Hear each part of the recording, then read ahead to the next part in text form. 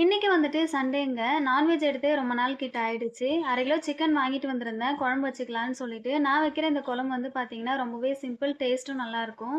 First வந்துட்டு சிக்கன்ல உப்பு, மஞ்சத்தூள் போட்டு நல்லா கழுவி எடுத்து வச்சுட்டேன்.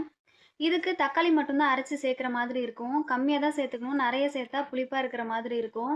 ஃபர்ஸ்ட்டு வந்துட்டு வாணல்ல கொஞ்சமா எண்ணெய் ஊத்திட்டு, கடுகு, வெங்காயம், பச்சை மிளகாய் சேர்த்து நல்லா கிளறி விட்டுக்கணும். வெங்காயம் வந்துட்டு நல்லா வதங்கணும். நான் எப்போதும் லைட்டா உப்பு சேர்த்துப்பேன், வெங்காயம் வதங்குறதுக்கு.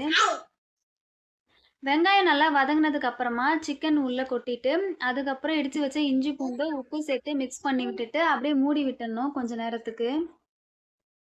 ஓப்பன் பண்ணிட்டு மஞ்சத்தூள், இடிச்சு வச்ச மிளகு, சீரகம் அதையும் சேர்த்து மிக்ஸ் பண்ணி விட்டுட்டு, திரும்ப மூடி விட்டுறணும். இந்த மாதிரி மூடி செய்றதுனால சிக்கன் வந்து ஃபுல்லாவே வெந்துரும். குழந்தைங்களுக்கு அப்படியே எடுத்து குடுக்கலாம். விரும்பி சாப்பிடுவாங்க.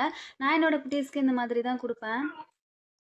ஓப்பன் பண்ணி பார்த்தா சிக்கன் நல்லாவே வெந்திருக்கும். இந்த டைம்ல அரைச்சு வச்ச தக்காளி அதையுமே உள்ள சேர்த்து மிக்ஸ் பண்ணிக்கணும். பச்சை வாசனை போனதுக்கு அப்புறமா குழம்பு மிளகாய் தூள், கரம் மசாலா, மிளகுத்தூள் அதையுமே சேர்த்து மிக்ஸ் பண்ணி விட்டுக்கணும். உங்ககிட்ட சிக்கன் குழம்பு மசாலா இருந்தா சேர்த்துக்கோங்க.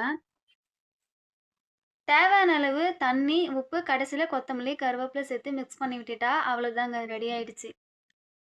ஓகேங்க. நாளைக்கு பார்க்கலாம். பாய்.